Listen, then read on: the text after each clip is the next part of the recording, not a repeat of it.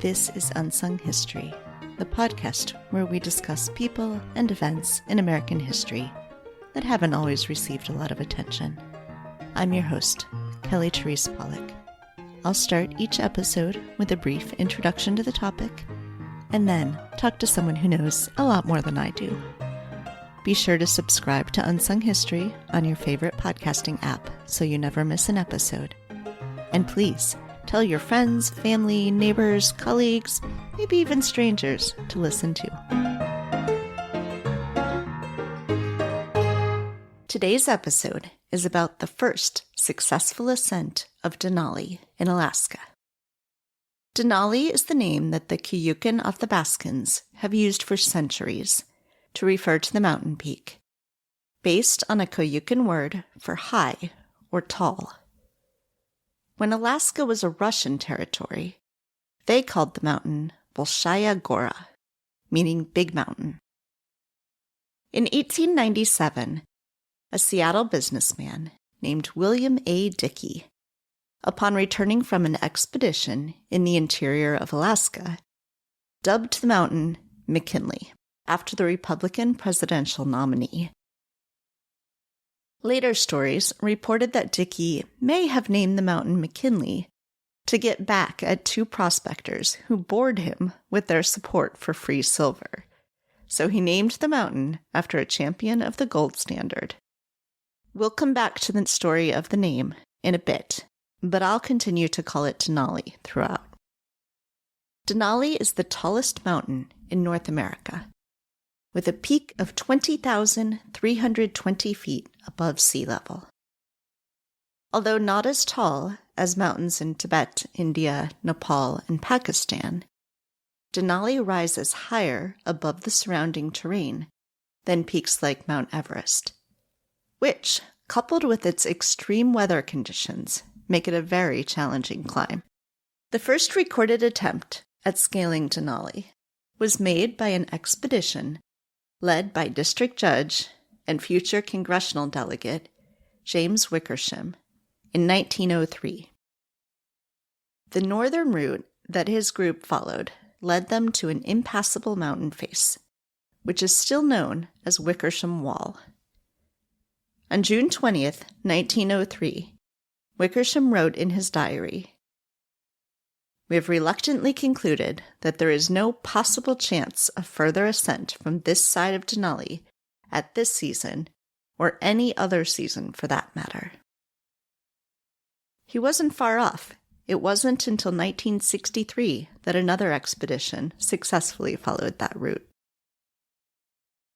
In 1906, American explorer Dr. Frederick Albert Cook claimed to have successfully summited Denali.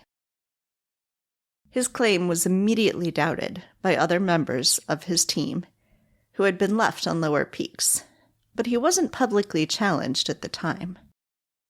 However, Cook also claimed to have been the first to reach the North Pole in April 1908, a year before Robert Peary's claim. A commission at the University of Copenhagen reviewed Cook's records and ruled his claim unproven. Although Peary's claim was widely accepted at the time, later scientific evidence shows that his expedition probably also did not reach the pole. The discrediting of Cook's North Pole claim led to a re-examination of his Denali claim. There is no evidence that Cook successfully climbed Denali's peak, and available evidence suggests that he turned back at the gateway, failing to reach the top. In April 1910, a group of 4 gold miners, Thomas Lloyd, Peter Anderson, Charlie McGonigal, and Bill Taylor, summited the 19,470-foot North Peak of Denali. The expedition, which became known as the Sourdough Expedition, left a 14-foot spruce pole at the peak. The foursome weren't born in Alaska, but they claimed Alaskan status after years in the northern wilds, carrying pouches of sourdough starter around their waists, thus the sourdough name. In 1912, an expedition led by Herschel Clifford Parker and Belmore Brown nearly reached the south summit, but they were forced to turn back very near the top due to weather conditions. The day after they descended, an earthquake destroyed the glacier that they had ascended. Finally, on June 7th, 1913, the summit was achieved. The team that made the 3-month journey and successful ascent were co-organizers 49-year-old Archdeacon of the Yukon and the Arctic, Hudson Stuck, and 34-year-old Harry Karstens, along with a pair of 21-year-olds, Robert Tatum, and Alaska native William Harper, who was Stuck's protege. 2 Gwich'in teenagers, Johnny Fredson and Esaias George, joined the expedition to help with the sled dogs, but they didn't ascend to the peak. Fredson, who was later the first Alaska native to graduate from college, with Stuck's urging, and who became a tribal leader, managed the base camp on his own for 31 days and hunted to feed the dogs who couldn't make it to the summit. The ascent was slow going, as the team had to methodically move their gear from one camp to the next, while they cut steps and built snow bridges. The earthquake from the year before made the central northeastern ridge a treacherous climb. Finally, they caught a break in the weather, and battling altitude sickness and extreme cold, they reached the top. Walter Harper was the first to set foot on the summit. While at the top, they looked across to the North Peak and spotted the flagpole left by the Sourdough Expedition, the only proof of that expedition that's ever been seen. Stuck later recalled, "I remember no day in my life so full of toil, distress, and exhaustion, and yet so full of happiness and keen gratification."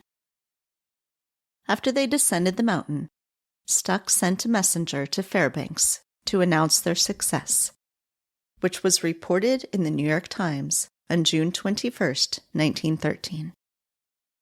In 1918, Stuck published a book about their ascent, and in 1919, he was awarded the Back Award of the Royal Geographical Society. In February 1917, President Woodrow Wilson signed the Mount McKinley National Park Act, and despite Hudson Stuck's efforts to keep the name of the mountain Denali, the official name became Mount McKinley. In 1975, the Alaska State Legislature asked the United States Board on Geographic Names to change the federal name to Denali, which the Alaska Board of Geographic Names had already done earlier that year. The request was blocked by Ohio Congressman Ralph Regula, whose district in Ohio included Canton, William McKinley's longtime hometown and resting place. Incidentally, Ralph Regula was my congressman from the time I was born until I left Ohio for college.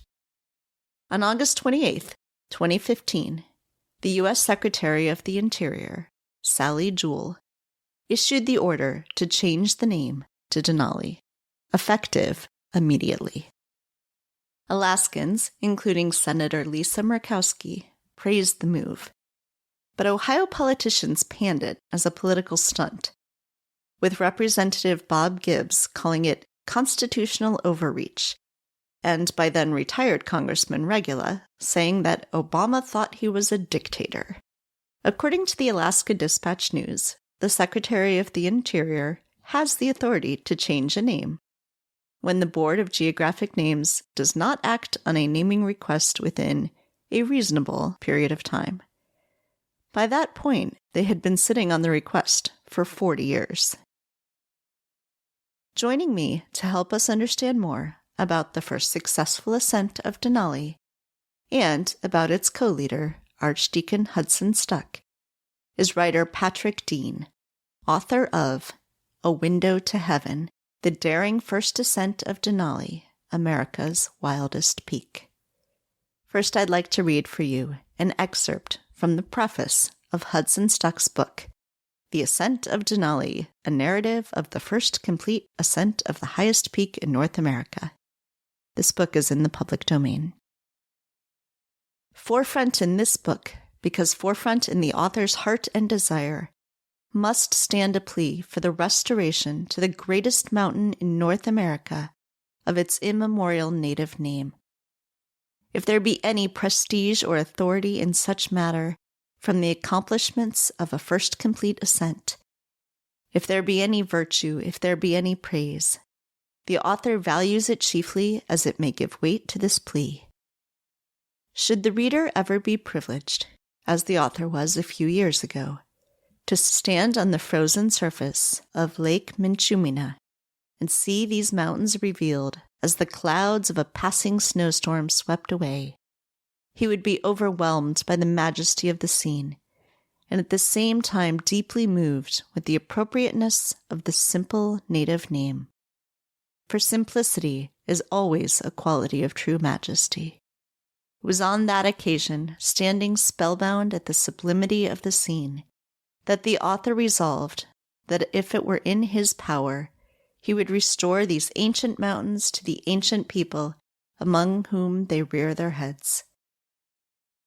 There is, to the author's mind, a certain ruthless arrogance that grows more offensive to him as the years pass by, in the temper that comes to a new land and contemptuously ignores the native names of conspicuous natural objects, almost always appropriate and significant, and overlays them with names that are commonly neither the one nor the other. The learned societies of the world, the geographical societies, the ethnological societies, have set their faces against this practice these many years past, and to them the writer confidently appeals. So hi, Patrick. Thank you so much for joining me today. Thanks so much for having me. I'm excited to talk to you.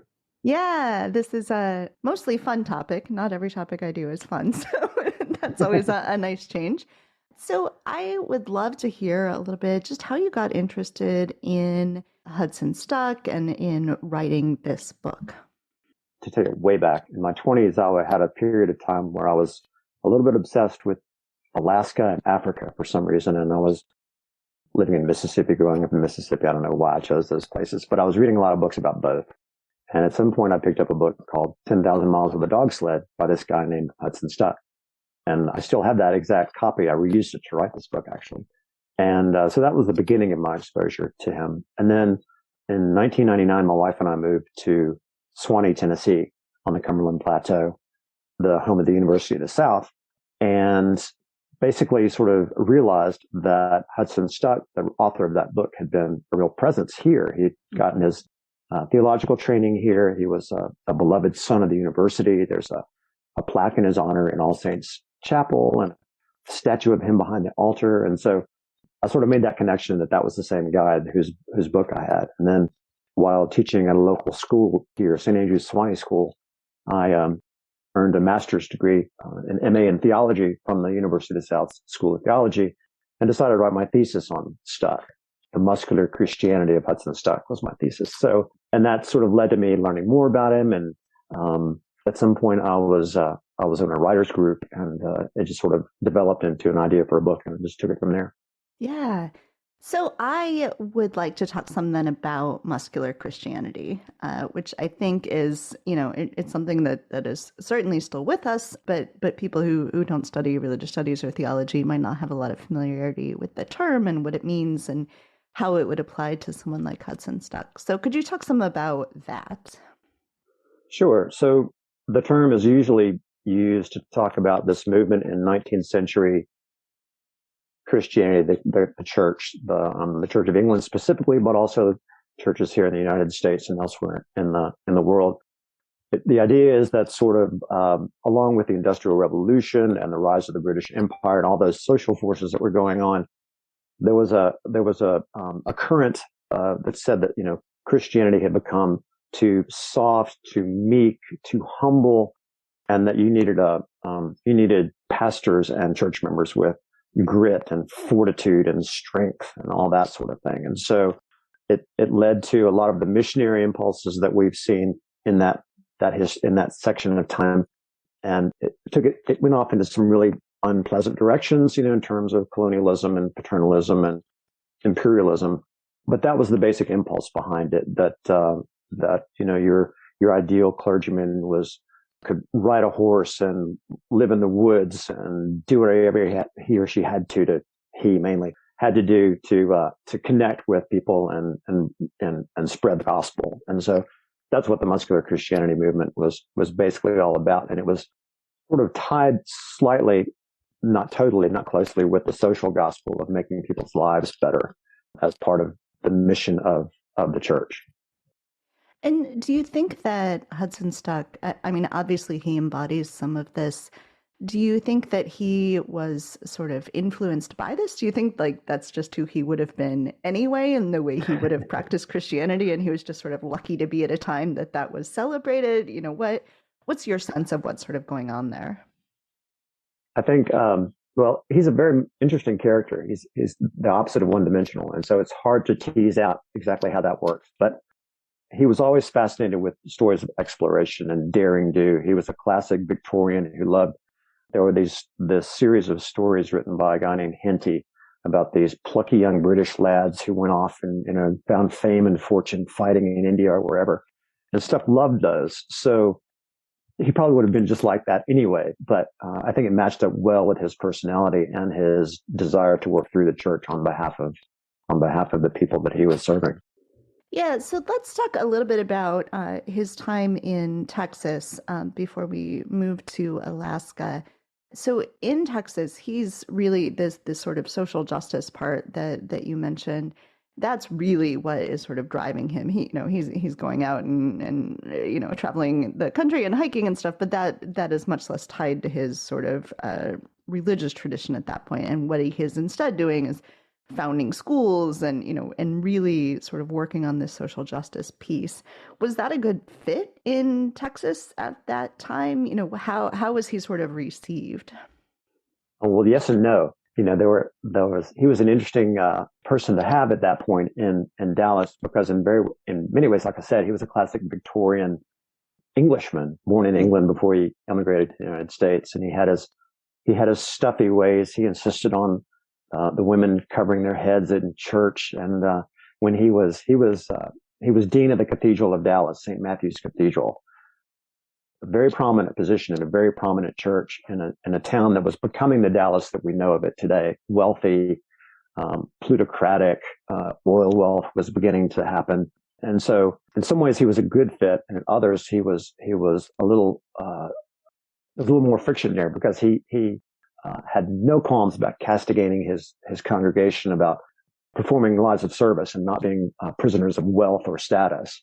So it was a mixed bag for sure. But he did, as you said, have an amazing record in terms of social justice and welfare accomplishments. He worked with the wives of many of these socially prominent businessmen and famous Dallas people to get the first child labor laws passed in the state of Texas. It was the women's clubs that were his main allies in this battle. So he had this sort of mixed record of being very easily able to deal with different social classes to get done what he wanted to do, while at the same time being very much his own man and being willing to tell them what he thought they needed to hear. Yeah. And so then he goes off to Alaska, and, so as you mentioned, this is someone who grew up in England and then had spent his entire time in the U.S., basically in the South, in Tennessee and in Texas. And he goes off to Alaska, which is a very different kind of place. What sort of drew him to Alaska and to wanting to be there? And, it seems like it ended up being an extremely good fit for him. So what are the things that sort of made that such a good fit for him? We have this great story that he relates about an uncle of his who was a merchant marine sailor who was lost at sea and left Stuck's family, his collection of leather-bound books on polar exploration. And we have this great scene of young Hudson Stuck as a child leafing through these beautifully bound volumes and being, just enraptured by the pictures of polar bears and penguins and all that kind of thing. And so from an early age, he loved exploration. He had hundreds of books on exploration, particularly polar exploration. And so that part of going to Alaska definitely appealed to him. He also had the sort of muscular Christianity aspect of thinking his job in Texas was too soft. He said that he had not been challenged enough. He hadn't experienced enough hardships on behalf of his mission as a priest and a missionary. So, and he also, quite frankly, admitted that the fact that there was an unclimbed mountain like Denali was a factor in his going to Alaska. So, personal ambition and career ambition factored in, I think, almost equally. So I want to get to Denali. We're working our way there. But first, let's just sort of set the stage for Alaska. Alaska is still a really hard place to get around. As anybody who's like a state legislator in Alaska and has to go back and forth to their home territory knows, like this is just a tough place to get around. It's an especially tough place to get around here at the very end of the 19th century, beginning of the 20th century.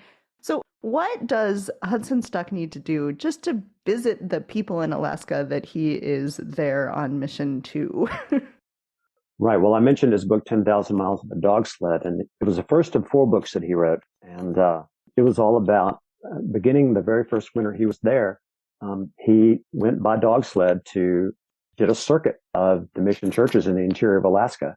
It could be 50 below zero, whiteouts, it didn't matter. He still did that trek for almost every year he was alive in Alaska, doing his work. And then not long after that, he figured out that he wanted to go and see the establishments, the settlements along the rivers.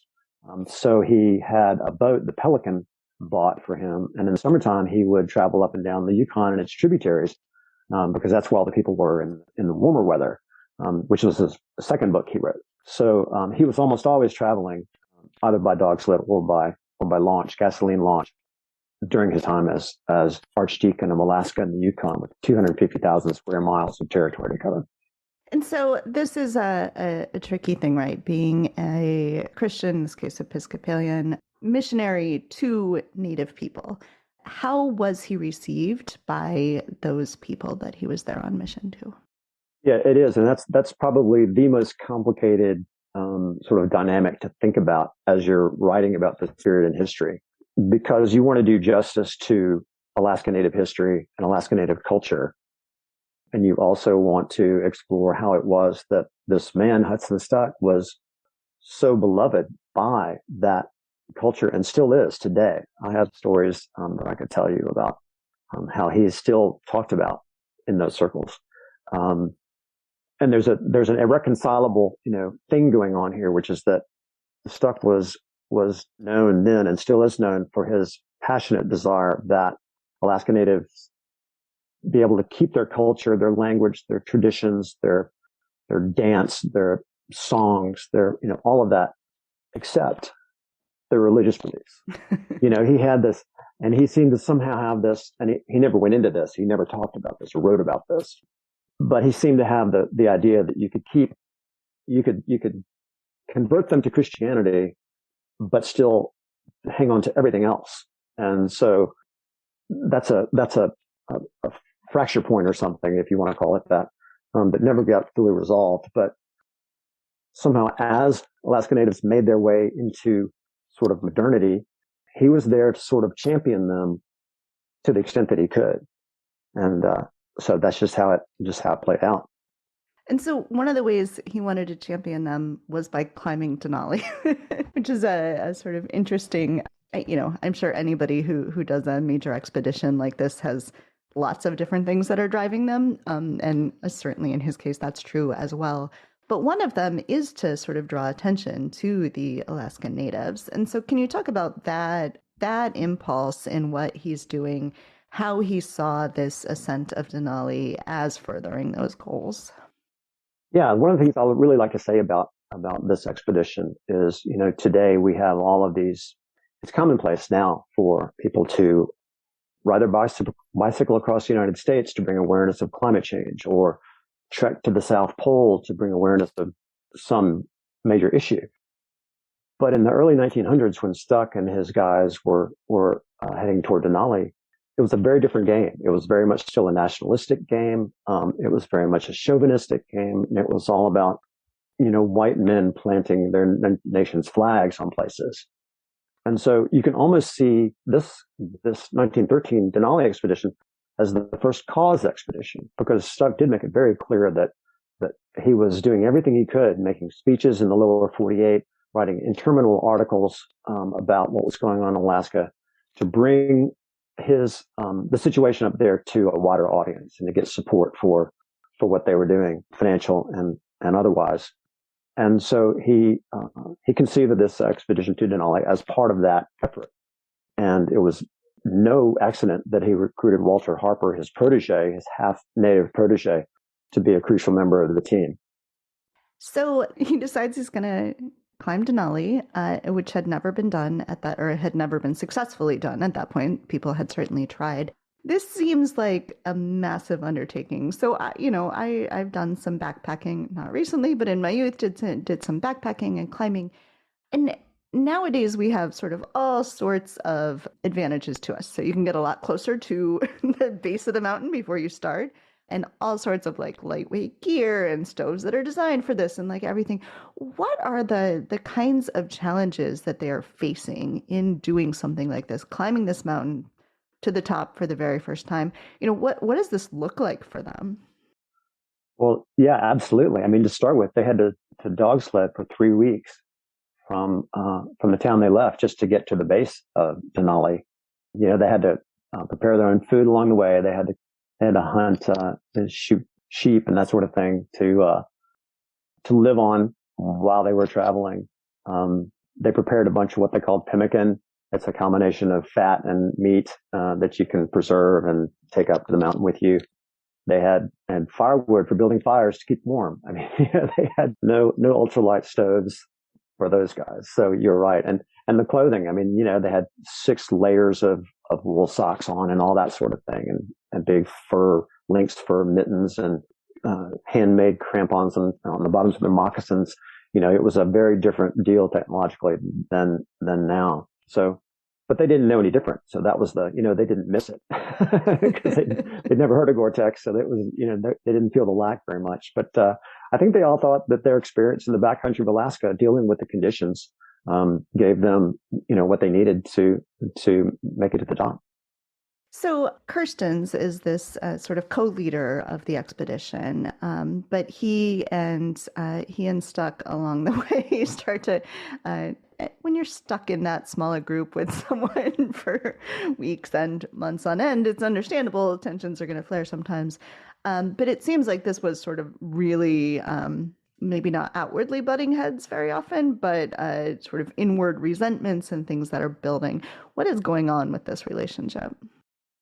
Yeah, that the Kirstens-Stuck dynamic was one of the more interesting things to figure out how to write about for this book, because, as you said, there were personality conflicts. But to bring it forward a little bit, 2013 was the 100th anniversary of this climb, and in the course of celebrating that, there was a lot of sort of revisionism in terms of, it was almost like the Kirstens partisans had the floor. It was like Stuck didn't do anything and Kirsten did everything and dragged Stuck bodily up the mountain and all this kind of stuff, And I was determined, while being fair to Kirstens to the extent I could, I was going to just sort of examine that and try to see how I could portray that. And so I was very proud to be able to communicate with Kirsten's grandson and great grandson on the phone, via email, and go through a lot of this with them. And I think we came to a place of mutual respect, the history and about Stuck and about Kirstens. And they read my Kirstens chapter and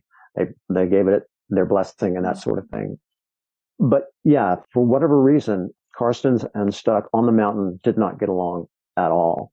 It was mainly in the direction of Kirstens to Stuck, because Stuck was unaware of it, as far as, he thought when Kirstens blew up about things as he did, Stuck just thought it was a matter of, the weather, the exposure, the tedium of being on the mountain, that sort of thing. Whereas for Kirstens, it was a deep-seated distaste for Stuck and the way he did things. And it played out after the expedition with Kirstens accusing Stuck of undermining Kirstens and taking all the glory himself. and not giving him his due, and they never reconciled. So it was a tricky and interesting thing to write about for sure. So you just mentioned the tedium of being on the mountain. So let's talk about that piece. Doing something like Denali, even now, but certainly back then, isn't just like you hike up a mountain and back down. This is a really, really long process, especially for them.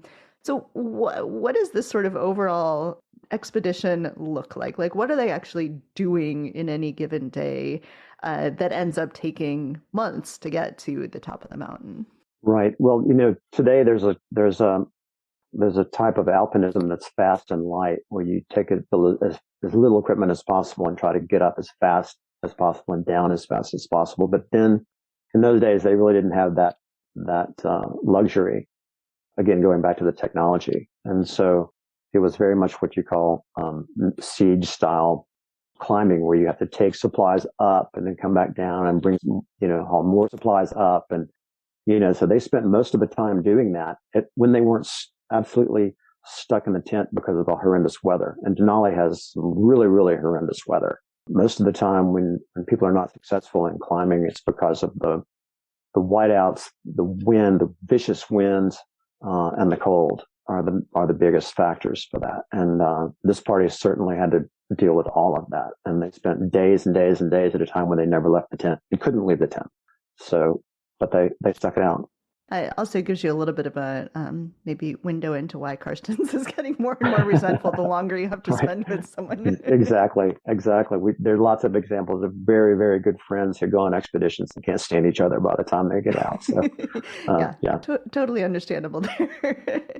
One of the things they bring with them in this not traveling light is books, right? Which seems kind of crazy in the current day, but obviously if they're stuck for days and days at a time that they can't even leave the tent, they need something to do.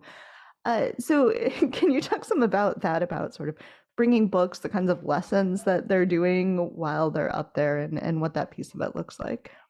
One of the things that really seems to be what stuck in Karsten's craw was the fact that, so as I mentioned, Walter Harper, who was 21, was Stuck's protege, and they had been on the trail for years together.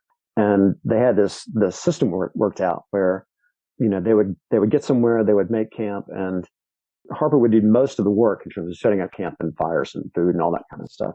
And Stuck would tutor Harper. So they'd spend the night, reading Shakespeare, or reading one of those Henty books I was talking about, or memorizing the U.S. presidents or something, Kings and Queens of England. I mean, or math or whatever. And so they had this routine down. And, and Stuck was also riding 10,000 miles with the dog sled while they were on Denali. So to Karstens, when they get to camp and Stuck's lying around, as Karsten sees it, writing books or, that sort of thing, it just, it rubbed him the wrong way. And he was not prepared for that at all. I guess, weight isn't really that big a consideration when you're dog sled, certainly. And they did a lot of hauling with sleds and everything. So there was a sense in which, everything weighs so much anyway, books aren't even that much of an added imposition. Books and notebooks. And so that's sort of the really fascinating thing. You mentioned talking to some of the descendants, but also we have from all four of the members of this expedition journals that they kept while they were on the mountain. And so you are able to do this thing in your book, piecing together, like on this day, you can look at all four of their entries, and then the next day and what happens. Can you talk a little bit about that process and having that sort of incredible insight into what was happening each day? Yeah, we're very lucky to live in the time we do, where all of these resources are available online. I could see the actual photographs of the actual pages that had been written by Stuck and the others. And you're right, it's fascinating to compare the same account of the same day. And, one person just barely mentions it, and the other one goes off for 2 or 3 paragraphs about, how much it irritates them that something has happened. But it was an invaluable resource, and it really brought that expedition to life. And I was really, really lucky to be able to interweave those narratives while they were on the mountain. Yeah. So as people read your book, which they should, they'll be able to see this sort of progression and And really, you get this sense, I don't mean that the book is tedious, but you get this sense of the tedium of like, oh my gosh, they're stuck again. They're just going to stay there for another day. And like, I can't imagine what this feels like for them. Right. I think I might have been like Tatum, the fourth member of the expedition, who gave vent to his feelings about wanting to be home a lot more than the other three did while he was on the mountain. I'm thinking about Knoxville, and I'm thinking about my girlfriend, and that might have been me if I were in that case, for sure. Yeah. So at the end, they're able to ascend. They get to the top of Denali, and of course, we in this conversation are calling it Denali, which is what it is called now. But at the time, Americans were calling it Mount McKinley, and so that's part of the story as well.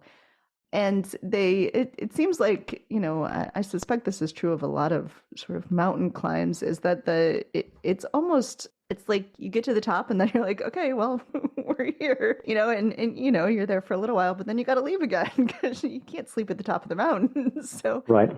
I guess what do they do when they get to the top? And and then it seems like the downhill is much easier, and they're sort of just like, this is all behind them at this point. Oh yeah, definitely. Well, this Stuck especially was still in that sort of Victorian mode where you were exploring for a purpose, not just for, glory. And so they had the scientific instruments, they had the barometer and the thermometer. So he insisted that they do it through all these, scientific things on the top of the mountain. And then they erected a cross and sang a hymn, the Te Deum, as a good Episcopalian. And they flew. Tatum had made a flag, hand sewn a flag out of just spare parts laying around in the tent during some of those tedious days. And so they flew the flag and took some really bad double exposed photographs. And then they came down, like you said, and took them 3 days. I mean, they were weeks and weeks on the mountain and then 3 days to get back down. And then they came back down in June, it was turned spring. So there's like wildflowers and everything going on. So they go from the cold, frozen mountain down to the spring flowers, and that was an amazing feeling, obviously, for them. Yeah. So, do you think that Stuck accomplished? Obviously, he accomplished the goal of getting to the top of the mountain, but do you think that he was able to accomplish the kinds of goals he was trying to with this sort of this cause, this bringing awareness to Native Alaskans? He's sort of forthright about saying he wants the mountain to be called Denali, which obviously doesn't happen immediately. But do you think that he considered this as success? That's a good question. I think he would have been pleased that he was able to write a book and sell fairly well about Denali, that he was able to travel around the country speaking about it. I think he'd be delighted that June the 7th is Walter Harper Day in Alaska today. I think for many of those reasons, he would feel good, but I think he would also see the legacy of Native and white interrelations in Alaska from a not quite so pleasant or satisfied point of view. I think he would still be very concerned with that dynamic, as well as issues like the Arctic National Wildlife Refuge. I think he would be very much in favor of keeping that pristine. Mm-hmm. So I think it would be a mixed record. I think he would be proud in some ways of what he would have done, but he would still see a lot that needed to be done. So there's all sorts of other things that happen on the mountain that people need to just go read your book to learn more about. So tell people how they can get your book. Oh, anywhere books are sold, A Window to Heaven. I'd love for you to check it out, and please enjoy it and let me know what you think. And you're writing another book now. I am. It's another biography. It's an 18th century naturalist named Mark Catesby, who the elevator pitch is he did Audubon a century before Audubon did. He came to North America in 1722 and traveled all over South Carolina, a little bit of Florida and the Bahamas, went back to England and published the very first illustrated guide to the plants and animals of this country. And so it was quite a landmark, quite an achievement. That's who I'm writing about this time. Due out in 2023. Excellent. Is there anything else that you would like to make sure we talk about? Well, two things. First of all, I think it's really neat that it wasn't planned this way, but as it happened, Walter Harper was the first to set foot on Denali on June the 7th, 1913. And I think Stuck was obviously delighted about that. And Stuck was very forceful in saying that Denali should be the name of the mountain and not McKinley. I was giving a reading a year ago, and someone asked me, "You're talking about Denali being the highest mountain in North America, but I thought Mount McKinley was the highest mountain in North America." So we still haven't quite gotten to everybody with that renaming yet. And Stuck's tale is also the story of an enduring legacy. I got to meet a former retired rector of St. Matthew's Fairbanks, which was Stuck's church. Got to know Scott really well. And he's old enough to have known people who knew Stuck. So he's an amazing resource for me and become a close friend. And he was telling me a story that happened just recently. First of all, you have to know that there's this apocryphal maybe story about Hudson Stuck, the kind you would expect to be told about him, where his boat was lodged on a riverbank and couldn't get out. And a steamboat pilot comes by and says, "Who are you?" And Archdeacon says, "I'm stuck." And of course, you get this whole Abbott and Costello thing where he goes, "I can see you're stuck, but what's your name?" That kind of thing. So that story's been around forever. And so Scott Fisher, my friend, was spending time with some native elders, and they were just sort of hanging out like they do and talking about everything as they do.